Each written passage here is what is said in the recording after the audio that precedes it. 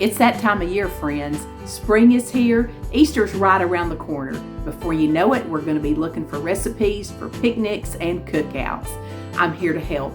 Tonight, I'm sharing 2 of my family's most requested dessert recipes. But honey, we can't make them just for ourselves anymore. These are ones you're going to want to make for a crowd because they are dangerously delicious. You could eat the whole thing. You are definitely going to flip out for this Nutter Butter banana pudding. It's perfect for any holiday or family gathering. This banana pudding actually just starts out like my regular banana pudding recipe, which was a recipe that was shared with me years ago from a friend that I used to work with.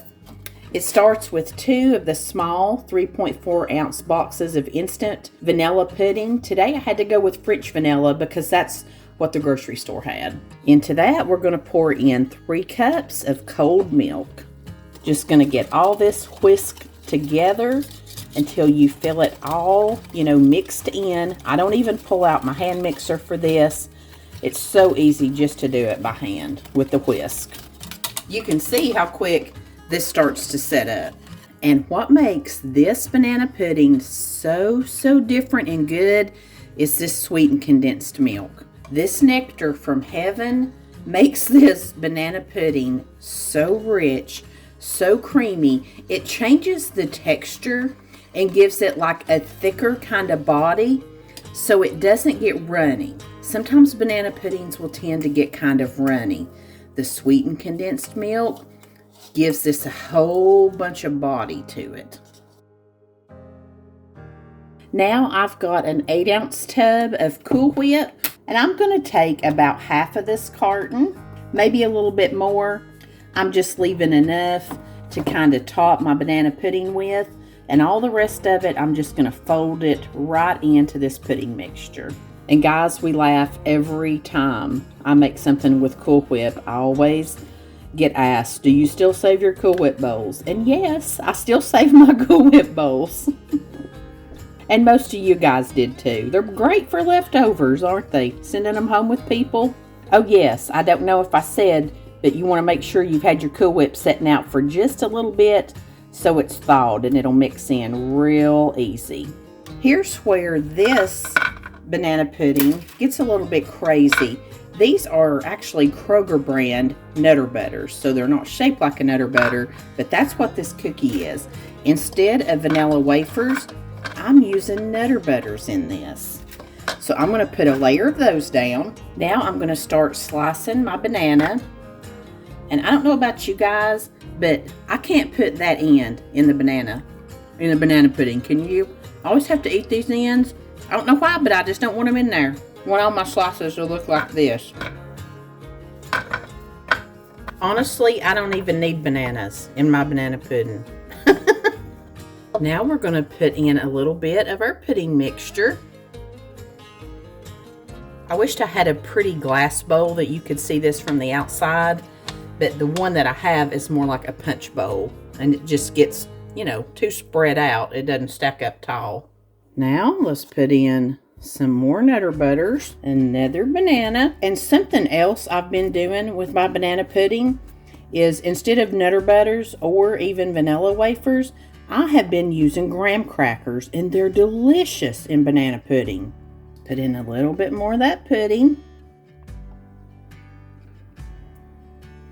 If you wanted to, you could even break these cookies in half. They should get good and soft, and you should be able to, spoon them out and break down into them after everything's set up. But, if you wanted to, you could go ahead and break them into smaller pieces.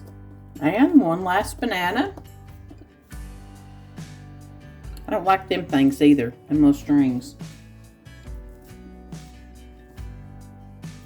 Now let's finish off that pudding, and I'm going to be cutting it close on this layer.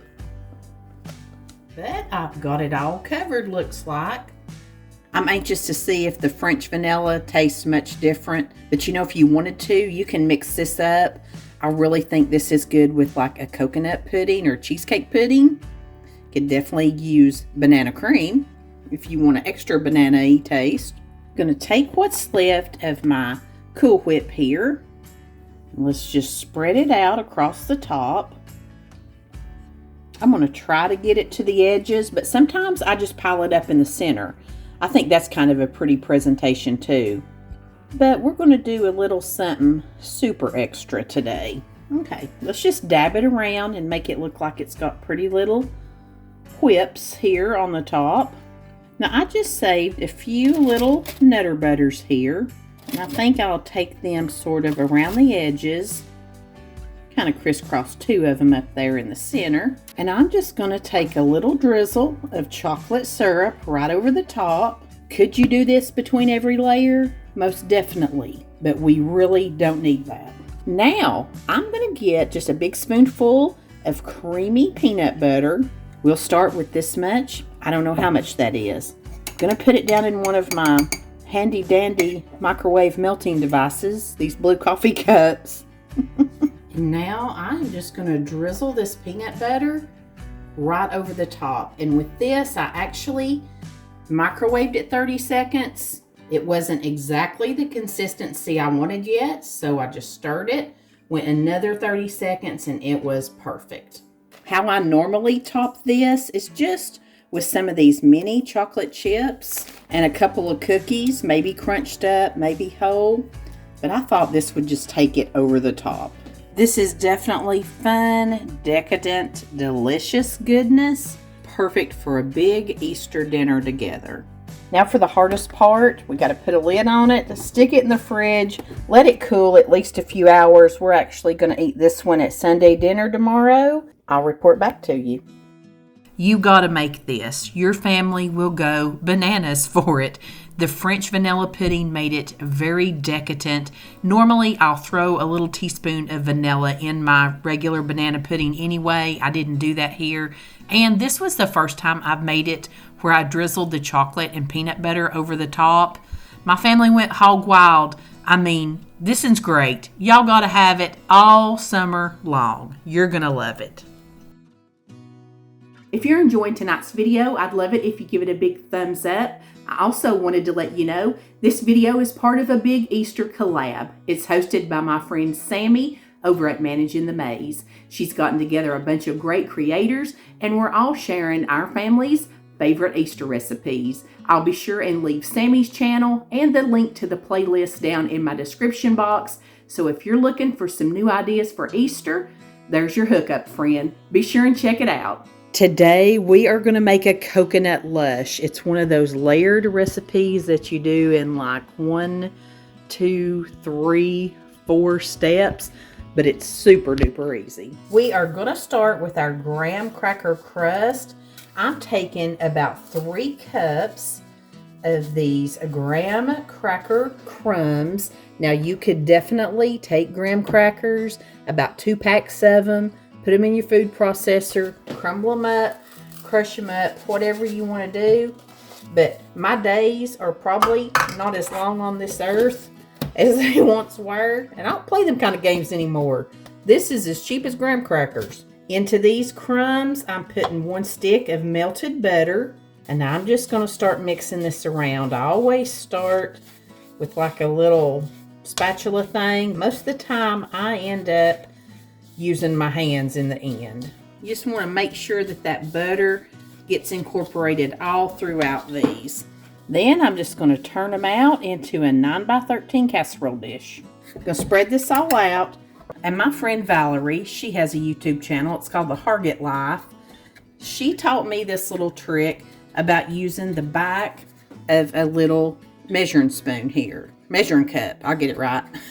To pat your crust out. I don't know why I'd never thought of that, and I'd never seen anybody do it until Valerie.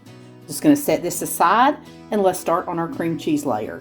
Our cream cheese layer is 2 blocks of softened cream cheese. I'm going to put in 1 cup of just regular old white sugar, and we're going to beat this together with our hand mixer until it is thoroughly combined. Once mine begins to come together, I'm just going to stop it, and I'm going to squirt in a couple of tablespoons of lemon juice. Then I'm just going to mix it the rest of the way.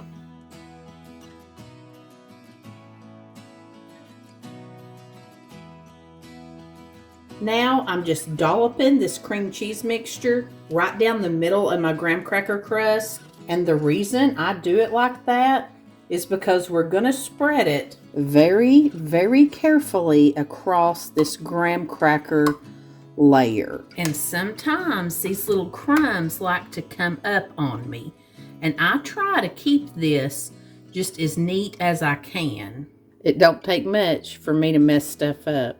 If you have one of these little offset like spatulas, that does help a good bit. My main objective here is to have an even layer. Like, I don't want it thicker in some places. I want it about the same thickness all the way across. And I think I've achieved that. So I'm going to stick this back in the fridge while I make the pudding layer. We're going to use 2 boxes of coconut cream pudding. I've only ever been able to find this coconut cream pudding mix in Jello brand, and I'm using the 3.4 ounce boxes. I've also never ever found this at my Walmart. I find it at Kroger and Food Line. I did a quick search on the Jungle site, and this is available on Amazon. It was $1.99, which is about 30 cents less than I paid for it at Kroger. You could also get it in a carton of 6 of them, but it was more expensive that way. But I don't know where it's coming from. Into our pudding, we're going to put 3 cups of cold milk, and we're just going to whisk this by hand until it begins to firm up. You can see this pudding looks nice and firm. Set. I think they call that set, not firm. Now I'm just going to pour it right over the top, and then real careful like we're going to spread it out too. This pudding layer, it's just a whole lot more forgiving to spread than that cream cheese layer. I am not going to icing mine with the Cool Whip right now. Number one, I forgot to take it out of the freezer. It's still hard as a brick. So I'm just going to put it in the refrigerator and let it thaw out. And we're not eating this till after church tomorrow at Granny's house. So I'll do it before we eat it. So I'm just going to cover this with some aluminum foil and let it sit in the refrigerator all night until we're ready to top it tomorrow. I am, however, going to go ahead and toast up some flaked coconut to go on the top of this and have it ready. I've just got a parchment lined baking sheet. I'm just putting as much on here as I want. To toast coconut, you just place it in a 350 degree oven. I usually let it go about 2 minutes, and then I'll flip it over and let it go about 2 or 3 more. And it'll store fine in an airtight container till we're ready to use it. Okie dokie, this has set overnight, so I'm going to take my 8-ounce Cool Whip container, empty all of it out here, and let's just get to spreading it out and make a pretty little topping. I've had mine in the refrigerator overnight, but you could actually put this in the freezer. You could do that overnight, or just, 4 to 6 hours. It'll make it a whole lot easier to slice, or like the slices will come out more firm. It won't be frozen solid like a, brick of ice. It'll start to thaw pretty quickly when you pull it out and slice it up. I like to take my spatula and just dab it around on here and make like little peaks on top of mine. Then I always have to go around the edges and clean her up a little bit. Now, all that's left to do is sprinkle some of this toasted coconut. I made way too much, but I think it's so pretty. And I don't mind snacking on it either. And I know my mom and dad and my brother and all these folks that are going to be at Sunday dinner today, they love coconut. As always, my family loved this one. It's cool and light and refreshing, and that coconut flavor just screams Easter, but then it also screams a tropical island summer getaway. We love this dessert. It's so quick and so easy. It pleases everyone with that cool, delicious coconut flavor. Your family will love it. Watch this little playlist right here next if you're interested in seeing what else my family likes to eat for Easter. It's got everything from the classic potluck favorites they ask for every year to some new things I've tried to sneak in on them too. Thank you so much for being here. I appreciate your time. I hope you have a great Easter. And friends, until next week, I send you love from my kitchen.